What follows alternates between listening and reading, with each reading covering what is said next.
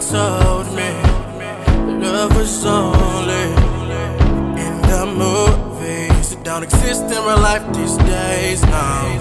But you showed me if I only just find the faith I need to believe. Anything is possible if you want it bad enough. Know the sky ain't too high. Test your limits. You can feel unstoppable, incredible.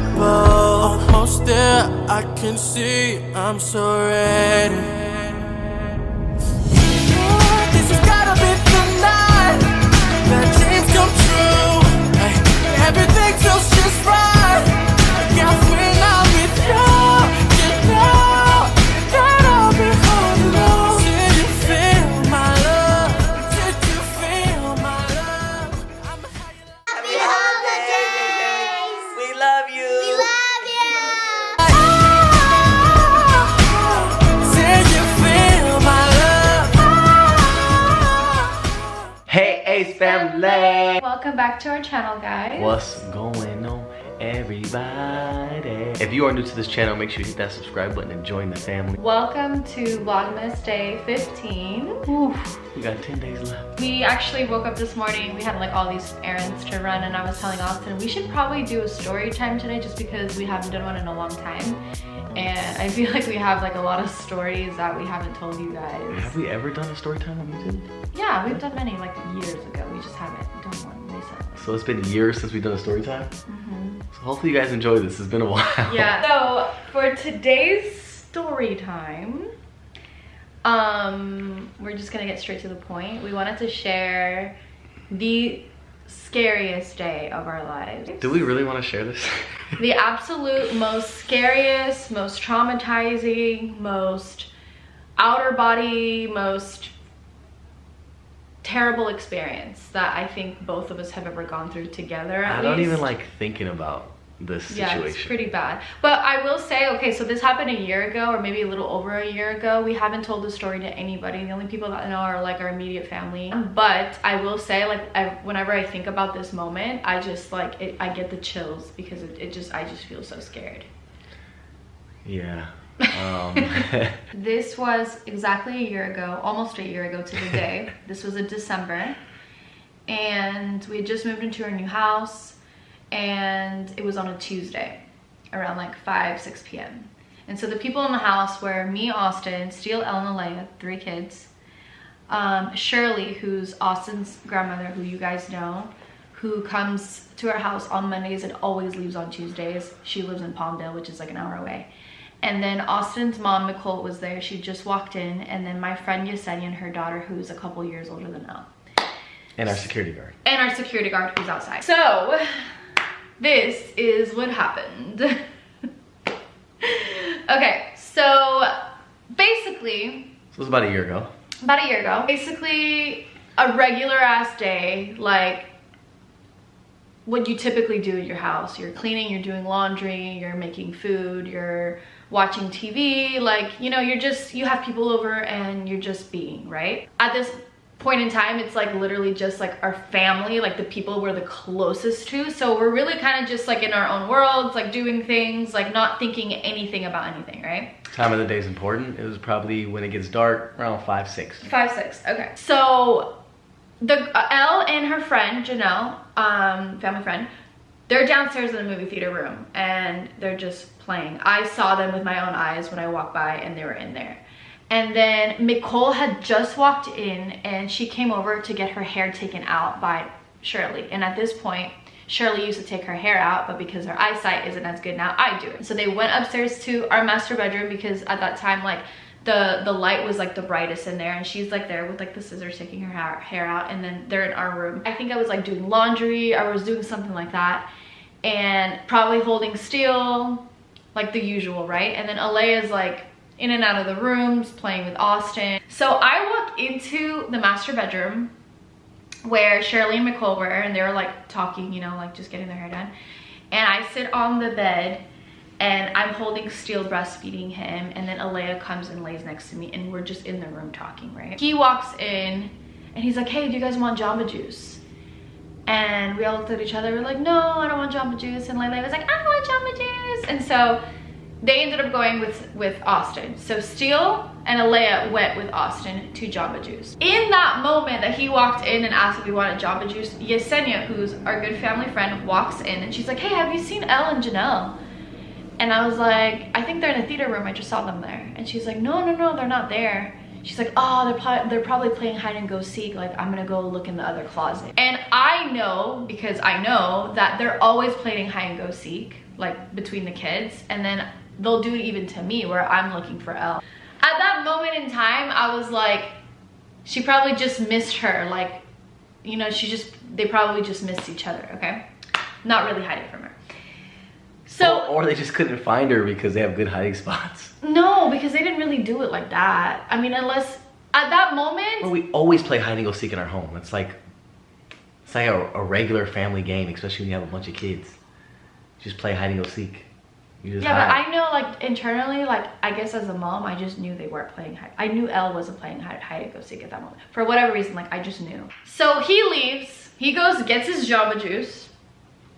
I'm sitting there still with, so he took the kids, Steele and Alea. So he was with them and I'm talking to Nicole and she's almost getting done. At that moment, Shirley's leaving the room, grabbing her bags, grabbing her things, and I'm just talking, just me and Nicole. So at that moment, 10 to 15 minutes pass by and Yesenia walks back in the room. She's like, hey, like, I can't find them. Like, they're really hiding. Like, I can't find them. And I was like, did you look outside?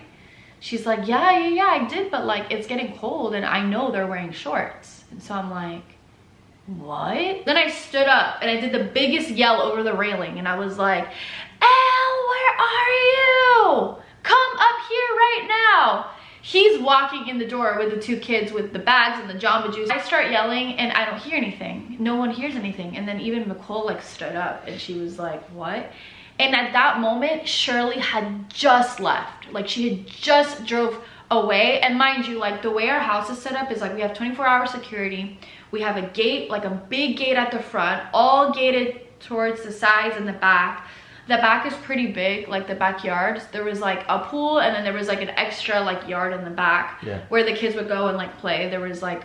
And we knew, this was a big thing for me, we knew both of our neighbors on both sides, but we didn't know the neighbor behind us. So then Austin puts his stuff down. I'm getting like anxious thinking about it. Austin puts his stuff down and at that point I'm like running, like not running, I wouldn't say running. I was like walking towards the bedrooms, like looking through every drawer, every room, every bathroom, every bathtub, like anywhere that I could look, right? And I'm looking at the windows to see if like the windows are good and like, I don't know.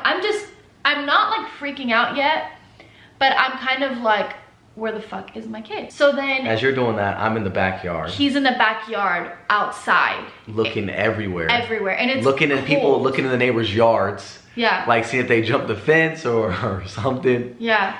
And did we have Ace? Yeah, we had Ace. Yeah, we had Ace was a puppy, so like wasn't much help. He was just laying down. He comes back inside. I'm downstairs at this point and he's like, I don't see them outside. And I'm like, what?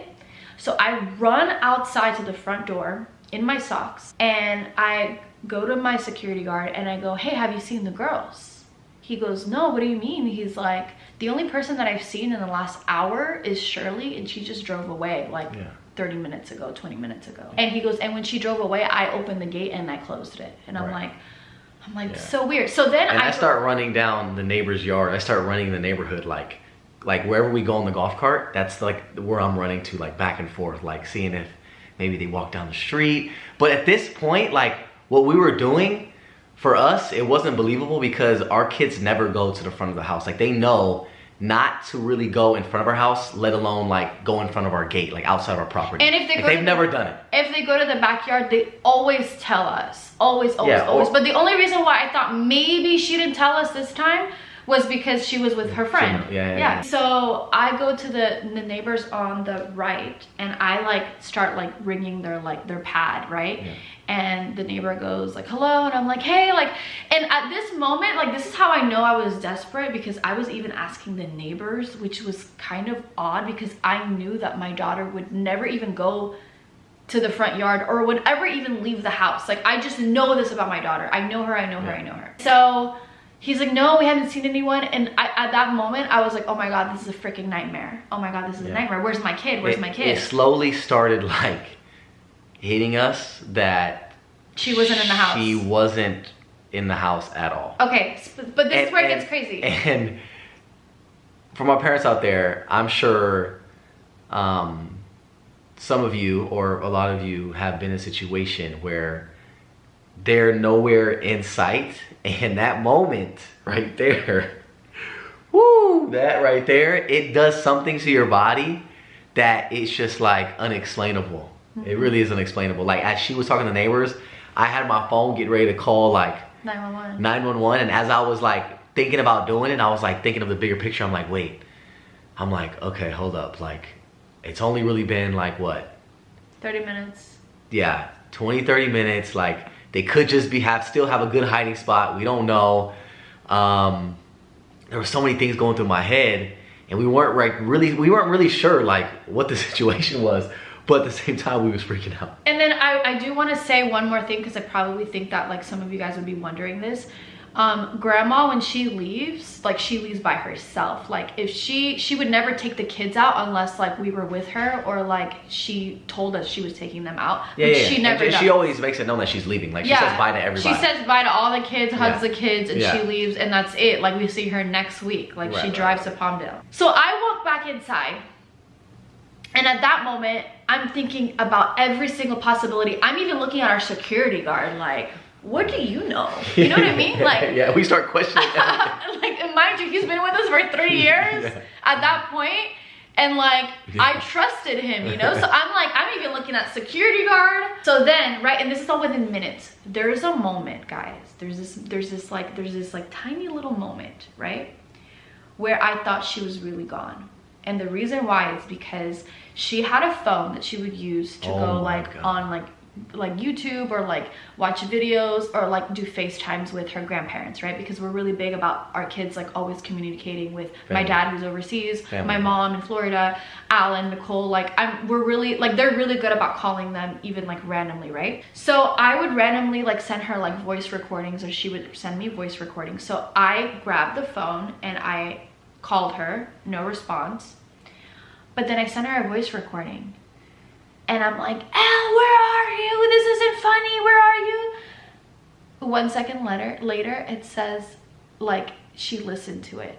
Yeah, like, you know, when it disappears, that means someone's listened to it. And my heart just dropped. Like, it was this feeling. And obviously, like, as you all know, you think of the worst possible scenario. It's like, in our heads, it's almost like a movie, right? It's like, does somebody that took her have her phone and literally just listen to our voices? Oh yeah. As we're both freaking out, and after she notices the message was heard, I start thinking of the neighbors behind us, because the house behind us, we've never even seen the people there. We don't even know who they are. We've never met them, right? So I'm thinking like, I'm about to go get my strap and go over there and knock on that freaking door. Because as we all know, in scary movies, in kidnap movies, it's always like people close to you or your neighbors, right? Okay, she just listened to my message. That means she has a message, or someone has the message. Yeah. So I'm gonna see if I can track where she is, because we had like shared locations. So I go on the shared locations, and then I realize that it's off. So I'm like, okay, this person's smart. They took it off. But then I didn't remember if I had ever put the locations or not, right? So I'm like not remembering certain things, and it's just going really fast. Yeah. Simultaneously, my friend, who's Janelle's mom, is like, I'm gonna call Shirley, who just left, and see if she's seen them. And in my head, I'm like, there's no way she's seen them. She just literally just left, and that was it. She calls her, and I hear Shirley in speakerphone as my friend is walking back and forth, pacing, freaking out, just like I am. But she held it a little more together than I did. I think that that's kind of what made me not as freak out as much, because the tone in her voice, and like, she just honestly, like, thanks to her, like, I wasn't crying. And Shirley goes, no, I just left, and you know, I'm stuck in traffic, and if I see anything or if I hear anything, I'll let you know. And so Shirley hangs up the phone. So at that moment, I'm sending another voice memo and she's listening to it again. And I'm yelling, like I yelled so hard and so strong. It's like the first time I've ever heard Catherine go off on the kids. Yeah, I lost my voice that day. And so this is what happened. No, so then continue. Okay, wait. So then Shirley calls back. Okay, so then Shirley calls back within like 2 minutes of her hanging up, right? Yeah. So she calls within 2 minutes and she goes, "You will not believe this. I am so upset right now. I can't believe this is happening. The girls are in my trunk and they're sleeping." No, they weren't fucking sleeping. They weren't sleeping? No. They tried to say when they went to go hide in grandma's car, they were hiding and they fell asleep while they were hiding. So that's why they weren't responding. But we were like, then who was listening to the voice messages? So we knew that was Cap.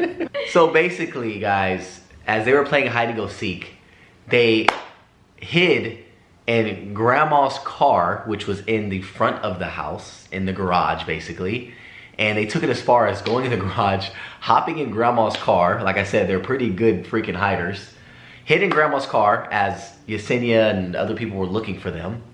And happened to be perfect timing of when grandma was leaving to where grandma hopped in the car. They still thought the game was going on, clearly. And as grandma was backing her crowd to leave, they were trying to stay quiet. Now, this is where it gets interesting because they felt like as the car was moving and grandma was leaving, they still thought the game was being played because they didn't really know where grandma was going, I guess. And they stayed quiet for, I guess, 20 to 30 minutes as grandma was on her way home to Palmdale. In traffic, like yes. Heavy LA traffic. And this is where I think at this point, as it starts getting later and grandma's getting further and further in the car, and Catherine, once she was sending those voice messages, that's when they knew, as time was going on, they knew that they were big trouble. They knew how serious the situation was and how mad Catherine sounded. They knew they were in trouble. So when Catherine was sending the voice messages, they were listening to them like, oh shit, like, what do we do? And you know when you don't know what to do, you just don't do nothing? They didn't do nothing other than listen to it, which they didn't know made it worse. So she gets off the phone, and before she's even off the phone, I'm running out without my shoes. I grab the keys. Oh yeah. So Catherine, this is the first time I've ever seen her get as angry as she's ever gotten with the kids, right? To the point where I said, no, I'm gonna go pick her up. And Catherine goes, no, I'm gonna go pick her up. I said, okay, jeez. Go ahead. I said, go ahead, do your thing then. Let's see what happens. See what you're gonna do. She's like, oh, she's gonna get it. I said, shit. I get there so freaking fast. I don't know how I maneuvered through this Los Angeles traffic, but I maneuvered through that. And I got there and she was at a gas station and she was in the car in the back seat, and I grabbed her by her little freaking hand and I pulled her and I smacked her butt. Not too hard, but hard enough. And I actually have the recording. I have the recording still saved of when she sent me a voice memo. She goes, "Mommy, I know you're on your way, but please, Mommy, like, don't ground me or something." Can't remember what she said. I'm so sorry. But please, Mommy. I know you're coming to pick me up and I know I'm in trouble, but please, Mommy, I won't ever do it again. I'm so sorry. I hope you're not mad at me. That's what she said, something like that, because she knew what time it was. As I'm driving there, I'm thinking of like, where did I go wrong? Like, am I not watching them enough? Like, am I not doing enough in life where like I'm I'm creating this, you start questioning you. Yeah, like I'm creating like all this like shell, right, to protect my kids. And I'm doing my very best. And in that moment, I'm like, am I not doing enough? Like, am I not a good mother? Like, why did my kid like get in a trunk? And like, why did she hide? Why did she not respond? Like, what am I doing wrong? Like, she's only 5. Like, what is going on right now? I see her, I grab her, I smack her butt, I put her in the car, put her seatbelt on, throw I grabbed it was cold and she was still in their little outfits. Like, they were wearing shorts because they were in the house and obviously the heater's on. So I grabbed this blanket and I throw it over her head. And I I get back in the car and it was silent the entire way. And I remember you guys got home and she went straight to her room, and I obviously wasn't gonna say anything yet because she just got it from Catherine. So I was like, you know, I'm gonna give her some time. So she goes up to the room, she lays down in the bed, and I think I like went in to like peek on her, and she was like super like, I think she was all emotional.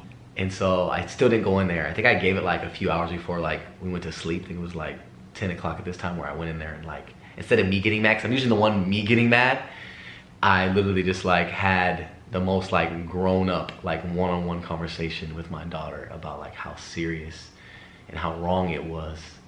And it like brought me tears low key. It was a very serious conversation rather than me like yelling at her, because she got that from Catherine, and I felt like I really need to like express. I couldn't even yell at her because I like, honestly, the only thing that mattered to me was that I had her. Like, like I couldn't even, I didn't have words to even express to her, because at that moment it was like, I have my kid and that's all that matters, and I just need to get home. Like that was all that I felt. Yeah, so that's happened, and then she was in big trouble for a while. She didn't have anything for a while. Oh, but remember there was a moment, so he was in the room with her, and I walked in, and Lele, oh, this is another thing too. When I was looking for Elle, I didn't want to act like I was freaking out that much, because I knew Lele was watching me like walking back and forth. But there was a moment where I looked at Lele and she had this like really scared look on her face, and I was like, shit, like I don't want to traumatize my kid, like she might remember this forever, and I just didn't want her to feel that way. And so I was trying my best to like look for my kid, but also pay attention to my younger daughter who's here like maybe going through something as well. And like, I don't know, I was just, so anyway, so we had walked into the room, me and Alea, while he was in there with Elle afterwards. And Lele sat on the bed, and she was like this while Austin was talking to Elle. And she was only like 3 at the time, but it was just so funny because she was looking at her like, yeah, Elle, you're in big trouble. Like, and then there was this moment where she had this look on her face, and me and Austin both caught it, and we both started, like, we were like trying not to laugh, because Lele was like, Elle, you don't do that. Like, she was like Alea is like this comedian, she's so hilarious, but it kind of like a little bit of sense of humor, like a little bit of humor kind of lightened up the whole mood, but it was still like really bad, obviously. That's the story. Guys, that was the scariest moment of our lives. Scariest moment of our lives. Hopefully nothing like that ever happens again. Hopefully. Oh man, as you are growing as a parent, right? It's so challenging, like especially for me, like I'm gonna talk for myself. I feel like there's no manual on how to parent, right? Like when people say, I always like to use this example. I have friends that are like, bro, like how do you know if you're ready to have kids? Or like, they're always like, oh man, am I ready to have kids? I'm like, honestly, bro, like no one can honestly say that they're ready to have kids, right? There's so many different things to having a kid and being a parent that you just can't like study for or be ready for. As you grow as a parent, the only thing you can do is learn from situations that have occurred in your life with your kids, right? And obviously like you learn from like how your parents raised you and like what you see out there, but there's no like guide or manual on what's right and like what's wrong. And so like that's what I feel like is challenging for like all of us, for all parents out there in the world. It's like, how do you know if you're doing a good job? And like it's such a gray area in that, because like all these kids are so beautiful and unique in their own way, and they all make mistakes. We all make mistakes. No one's perfect. So it's just like, me as a parent, it's like, man, like you always question yourself, like having said, like, am I being the best parent I can possibly be? And it's like you always ask yourself and like question yourself, like, damn, can I be better? Like, what am I doing wrong? And it's like, that's like the hardest thing, is like, how do you become like the best parent? But what I can say is from that situation, Elle has learned so much and she's grown from that. And I feel like we did a good job in that specific situation on how to handle it. Yeah, because she's such a great kid. Like, she's literally the best kid in the world. Like, she's never done anything other than that very moment to like make us question like Yeah.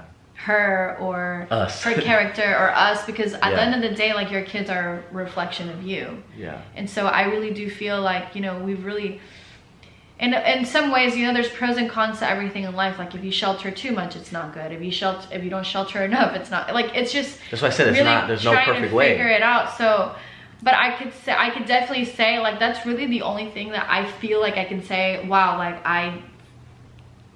it was hard. But you know what? We have the entire rest of our lives to go through more experiences, more stories, more things. Like, it's just, it's never gonna end, you know, because at the end of the day, we're human and we're gonna go through experiences. And she's not gonna be my daughter for the next 18 years. She's gonna be my daughter for these entire lifetime, you know, until the day that I That's move what's on. crazy. And we decided to have 3 of them. 3 of them. Jeez. The more the merrier, huh? I'm Well, glad we shared this story because, you know, obviously we weren't even thinking about sharing the story. It was just kind of one of those things that happened. But I feel like now sharing it it's nice for you guys to know kind of what we went through. And what I think is cool for those who are still watching, for all my parents out there, leave your story down below in the comments. I would love to read some of your guys' like, what would you call it? Scary moments. Yeah. I would love to read one of your guys' scary moments with your kids down below. Whether it's like them being lost or them being hurt or something happening. Like, all of us parents have at least one of those stories, I know for a fact. It's interesting to say it now, but like, if I think back at that moment, as scary as it was, there is a little bit, tiny bit part of me that laughs and has humor, because it's like, my kid was in a trunk on her way to Palmdale when grandma left. Like, it's just like, but anything could have happened. Like, what if she got rear-ended?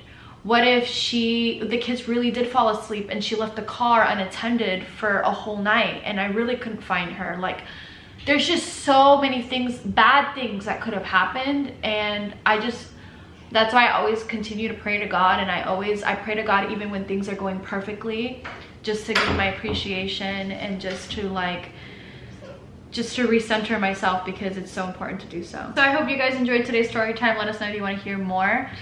For today's post notification shout out and $100 goes to Princess Luisa 12. Hey. Shout out to you. Thank you so much for watching all our videos, commenting, liking, supporting us. We love you so much. So like me and my beautiful queen always say, we'll be back tomorrow. Peace.